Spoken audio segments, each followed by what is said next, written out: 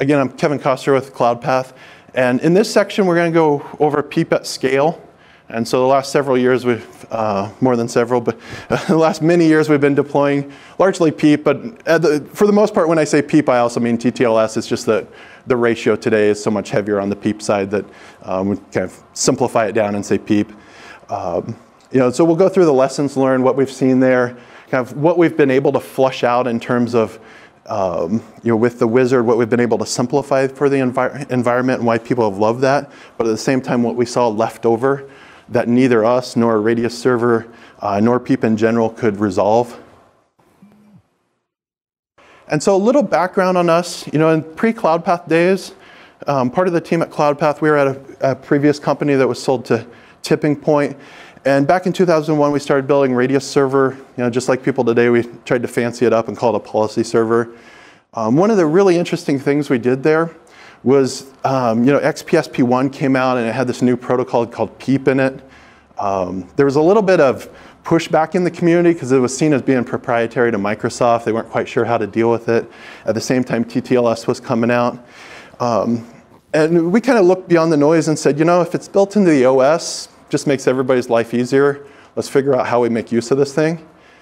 And so at that time, we contracted with Alan DeCock and Costas with Freeradius, and we paid to have PEAP and TTLS implemented for Freeradius, and then we donated that back to the community.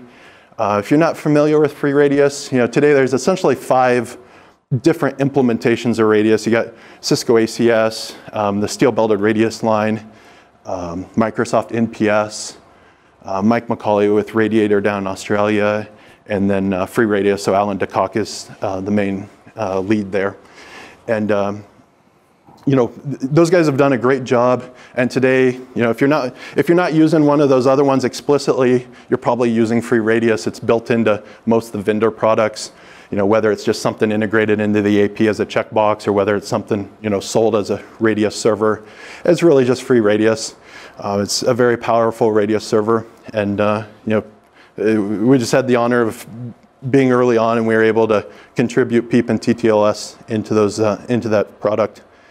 So at that time we were doing dynamic web, the early 802.1x deployments, and you're really trying to get security to work. And just how if we set everything up perfectly one time, can we get this thing to work? And that was largely on the Radius server side. It was on policy, VLAN assignment, and so forth. At the same time, like Chris, one of our engineers, he was off doing X supplicant, so he was making sure Linux had a supplicant for 802.1x. And as we came out of that time period at 2006, what we really realized was that there was no way for the Radius server, no matter how big, better, fancy, how big of a bow we put on top of it, there was no way it could really drive adoption of security. And so we started moving into phase 2. This is where Cloudpath started. And really the goal was to scale that security. So we proved it could work, in a situation. Now let's bring it out to the masses. And so we created this onboarding paradigm, this idea that rather than trying to communicate setting information, through documents or support desk people, we could kind of package up what we needed, transport it there. And then one of the key things we did was, it was based on a native supplicant. So at that time, security, particularly with 802.1x, was reserved for the IT department in a lot of cases. Some cases, IT assets. A lot of cases, it was even smaller than that. It was just kind of the IT department or really valuable devices. And so we wanted to bridge that, bring it out to personal devices. And part of the reason it was reserved for a small group of devices was that a lot of times you needed a third-party supplicant. You had to pay $50 for a Funk client or something, Funk Odyssey client, and so forth. And we saw this tipping point with XPSP1, SP2, where all of a sudden the native supplicant had enough functionality to make it useful once we were able to get it configured and kind of align the stars so it could work properly. And so that's what we set out to do, and really drive adoption on a mass scale in a very low-cost model that was also very friendly for the device. So rather than ripping and replacing the network stack, we could do that just by complementing the things that were there.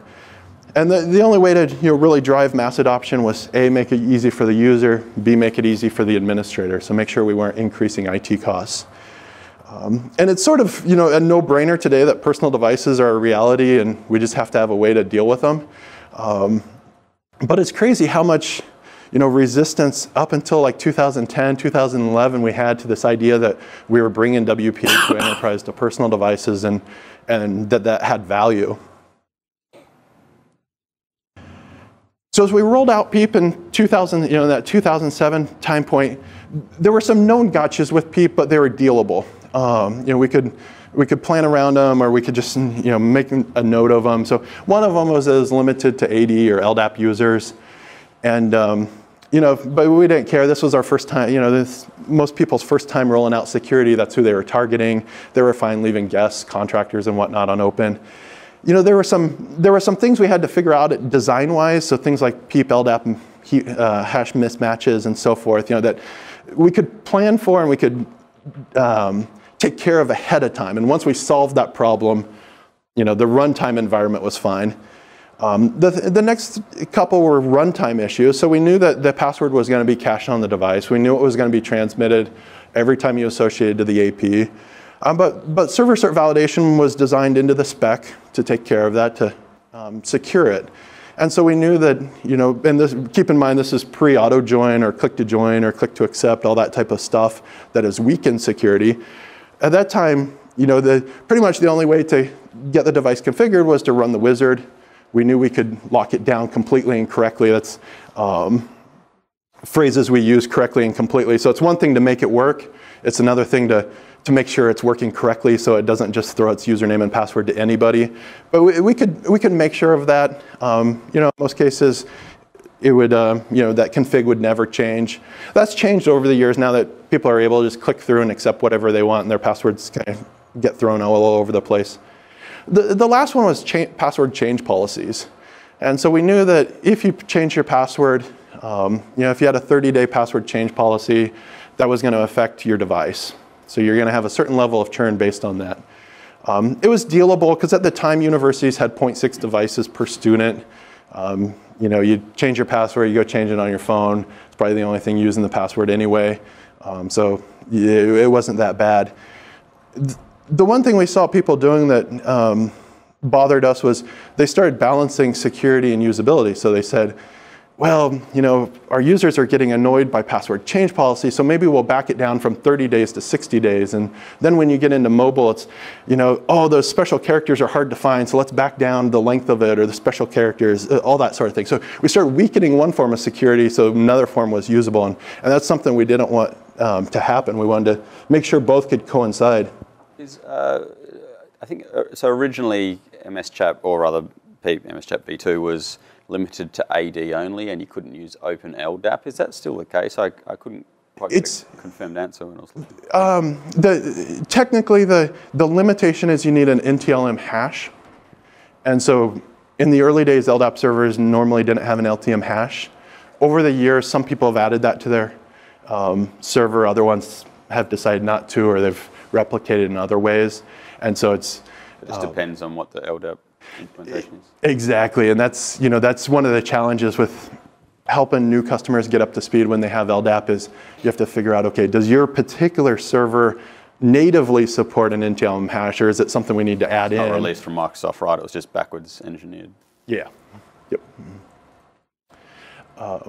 So this is just kind of a humorous transcript of a fake support call that kind of points out, outside of security aspects and whatnot, some of the just challenges with dealing with PEAP.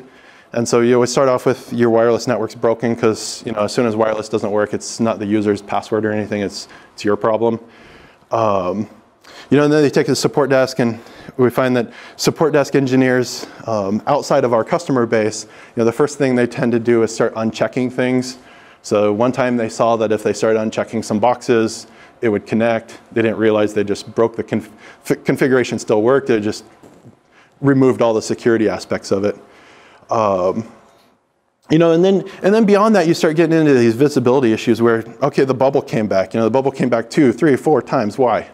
Well, maybe you're not typing your password fast enough because it is all timeout based. So you got to type it. You got to make sure you get it in fast enough and whatnot. Or and then you just end up with this contention like the network knows it's probably the password. The user assumes it's the network, and they go back and forth. And at the end of the day, the only way you can really resolve it and make sure the user has the right password is reset their password. And now you've kicked their 5 other devices off the network. Now you've just magnified your support ticket. And then you get into reconfiguring the devices, and some devices like laptops will flush those credentials out. User can type them back in. Mobile devices will hold on to them, so now they got to go back through configuration. And so it's just kind of that churn there that created headaches outside of anything technically you were doing in Wi-Fi or onboarding or anything. Now over time, today there's much more known gotchas for PEAP. And so these are they break down into usability, manageability, and security realms. And I know this is hard to read, but I just wanted to do like a dumping ground, because you don't want to keep all this information loaded in your head all the time to run your network. On the usability side, it tended to run around passwords. So some devices would flush them, and you'd get prompted when you shouldn't have. Other devices will hold on to them. You don't get prompted when you should. They get into just click, click, click, click, accept whatever they find. Now you've defeated all the security aspects. Manageability, different aspects there. One is you can't differentiate between devices, so you're doing user policy. Some environments, that's fine. More and more we're seeing, you really want some visibility down to the individual device. You're really stuck with using what we refer to as a fat radius server. So, you've got this little window of time, and you've got a username and password and maybe the MAC address, and you've got this small snippet in time where you got to very quickly decide what you're going to do with that user as though you've never ever seen them before. So no memory of what you've ever known before. You just got to make that decision. From manageability, you're kind of at the mercy of OSs changing how they do server-cert validation, but that kind of carries over into security too. In the security realm, obviously the password's an issue. We had a vulnerability announcement about a year and a half ago where we found that Chris, one of our security engineers, found that HTC devices, they had accidentally commented out some code during debugging, left it in, shipped devices, and all of a sudden we had millions of devices out there that pretty much any applications installed on the device could query all the SSIDs and the associated username and passwords in clear text. And then, doesn't matter if you're on site or not, you download a free game, it sucks off, it sees, oh, Bankco SSID, here's username and password, gets uploaded to a server somewhere, probably your VPN credentials if you're in an enterprise situation. So, it's not even a local problem. It expands beyond that. And then, like I touched on earlier, the other issues security-wise with PEAP are pretty well known, and I'll kind of skim over that.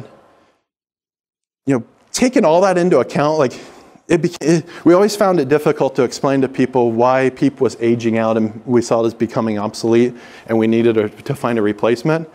And it really came down to those 100 bullet points. It's like, they're all little things that add up over time. But the fundamental flaw we saw was that in PEAP and TTLS, connectivity is really a combination of both your password working and wireless working. And so you can't differentiate between those two very well. And so the user, if they're typing in their bad password, they can't tell if it's them or the Wi-Fi, so they blame you. They blame the network. On the flip side, most of the churn is on the password side of things. And so a lot of times we know, either because we're watching radius logs or we have a hunch or whatever, that their password's not correct.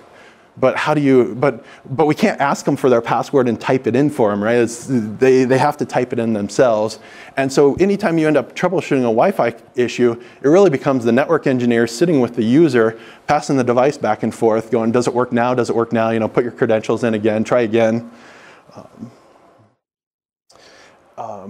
So as from all that, from that experience and that visibility, we realized with onboarding, we could really minimize the IT impact of that churn, but we really couldn't remove it from the user side of things. And to really make networks work properly, we were going to have to find a way to eliminate that churn from the user side. And so at that point, we started looking for what was the alternatives. How could we improve the user experience? How could we make it? We've always referred to as make it not a science project. Wireless security shouldn't be a science project. And once you're dealing with PEAP, you're kind of dealing at the protocol level. Now you got to have some idea of the inner workings. You have to know how to set up your Radius server, tie things together.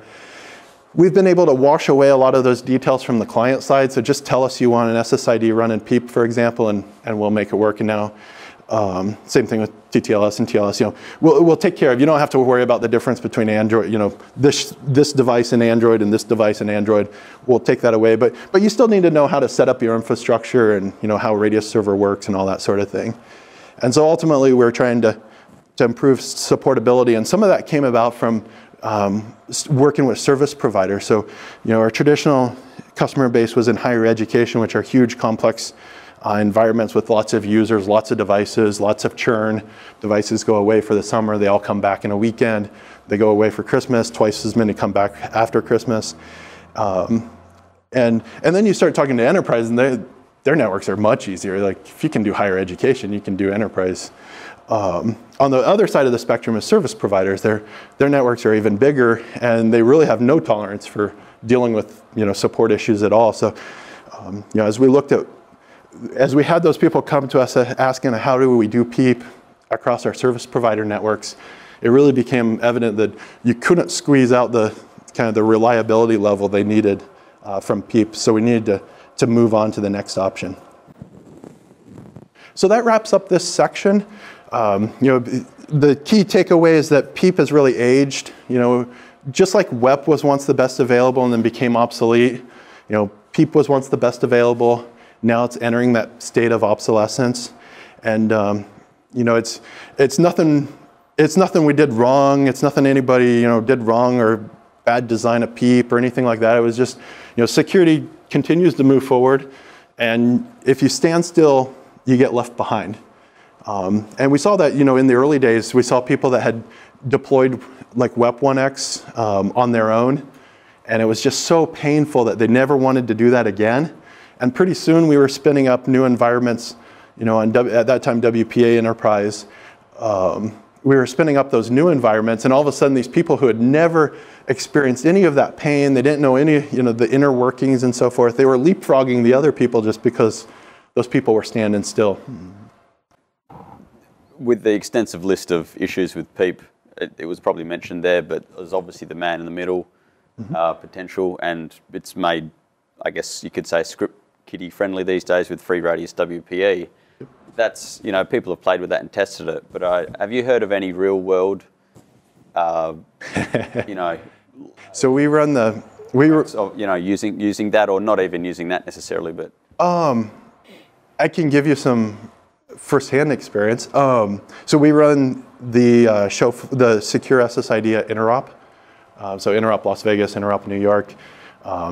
In those environments, we don't even require authentication. It's just click to join, which kind of blows people's mind. There's sort of this assumption that to do certificate-based, you have to authenticate somehow, but no, like we can issue a certificate however we want to.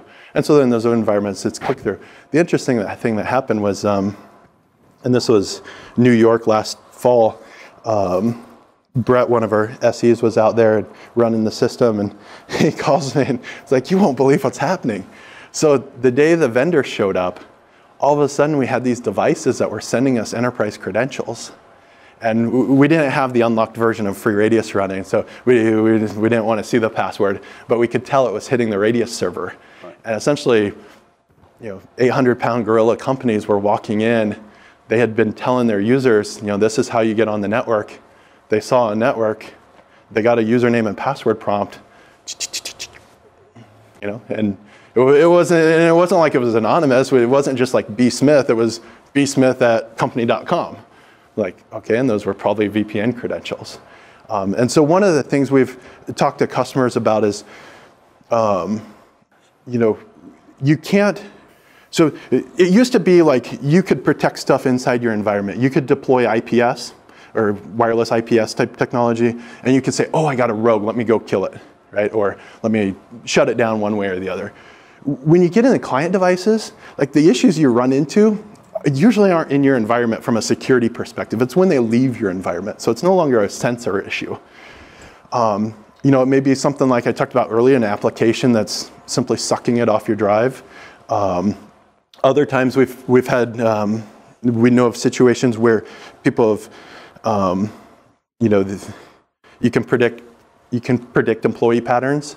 Well, same type of story, but without going into details. Intel. So, guy at Intel built a system that's kind of this all-in-one box. They're able to take it into an environment and say, with your approval, can we show you what happens in your environment? And so they set this box in the reception area. 5 o'clock, all the employees walk by. 8 o'clock in the morning, all the employees walk by. They end up with a database of every device that walked by, willing to throw across its credentials. It's, yeah. And it takes so many different forms that it's... And so, yeah, and they weren't even the specific example I was giving, and clearly there was other methods of getting... Yeah, and it's like in those cases, if you're doing it at the end of the day, so different ways to become a man in the middle, right? One is you simply it's called the Asaka attack. It's this one. So PEAP is a tunneled protocol, and the Asaka attack applies to all tunneled protocol. So TLS is not a tunneled protocol. PEAP MSCHAP v2 is a tunneled protocol. PEAP TLS is a tunneled protocol. So we use TLS. With tunneled protocols, you have the outer tunnel, the inner tunnel. If you don't correctly bind those two together, man-in-the-middle type of situation, you can decouple them. You can start an outer tunnel here, take the inner tunnel, start a new outer tunnel here, take the same inner tunnel and pass it through. I can't see your password, but I just authenticated onto the network. So that's a case where user's not trying to get your credentials, they're just trying to get connected to the network, or they're trying to be a man in the middle. And then there's situations where you're trying to get credentials, so you're more interested in being the Radius server. And so in those cases, for example, Android won't allow you to specify server name as part of the configuration. So now, if you're using a public CA, which PEAP pretty much requires, most people do with PEAP today as a kind of a public person, or a misnomer, I don't know what the right word there is, but there's this assumption that they need to run a public CA.